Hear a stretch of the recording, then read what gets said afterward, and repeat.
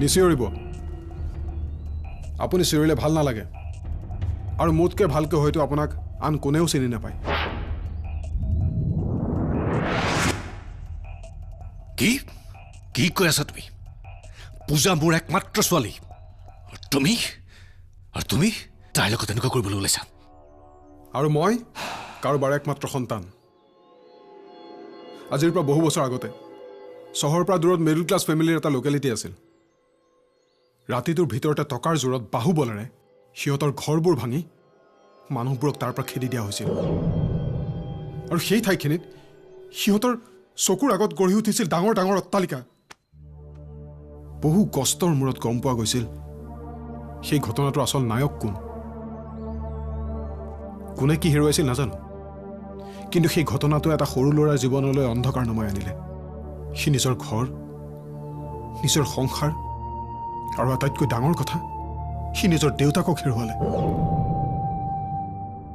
যিয়ে সেই নায়কজনৰ ভৰিত পৰি কাবৌ কৰিছিল আৰু তেওঁ গতিয়ে উলিয়াই দিয়া হৈছিল যাৰ বাবে তেওঁ এতিয়া চাগে আপুনি নিশ্চয় গম পাইছে সেই নায়কজন কোন আৰু সেই সৰু ল'ৰাটো কোন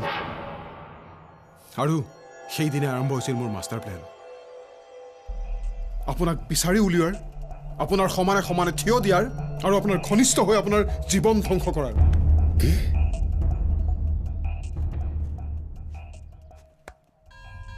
ভগৱানৰ বিচাৰ চাওক আপুনি মোৰ গোটেই প্ৰব্লেমেই ছল্ভ কৰি দিলে এদিন আপুনি নিজে আপোনাৰ ছোৱালীৰ জীৱনটো মোৰ হাতত গতাই দিলে ৰিয়েলি God is great মোৰ মাষ্টাৰ প্লেনত আপোনাৰ ছোৱালীৰ জীৱন ধ্বংস কৰাৰ কোনো ইণ্টেনশ্যন নাছিল মোৰ ইণ্টেনশ্যন আছিল আপোনাৰ ঘৰ আপোনাৰ সংসাৰ ধ্বংস কৰাৰ কিন্তু আপোনাৰতো সংসাৰ বুলিবলৈ ছোৱালীজনীৰ বাহিৰেতো আন কোনোৱেই নাই মই কেৱল অনুভৱ কৰাব বিচাৰিছিলোঁ কাৰোবাৰ সপোন কাৰোবাৰ ভাল পোৱা কাৰোবাৰ আপোনজনক কাঢ়ি নিলে কিমান কষ্ট হয় কিন্তু সেইবোৰ শব্দটো আপোনাৰ অভিধানত নাই এতিয়া কেনেকুৱা লাগিছে don't be shocked it's just a give and take policy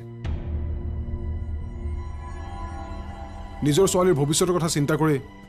আপোনাৰতো চাগে চিঞৰি চিঞৰি কান্দিবৰ মন গৈছে উপছ আপুনিতো কান্দিবও নোৱাৰে কান্দিবৰ বাবেতো এখন হৃদয় লাগে So, my so-called father-in-law, Mr. Chaliha, what's your plan?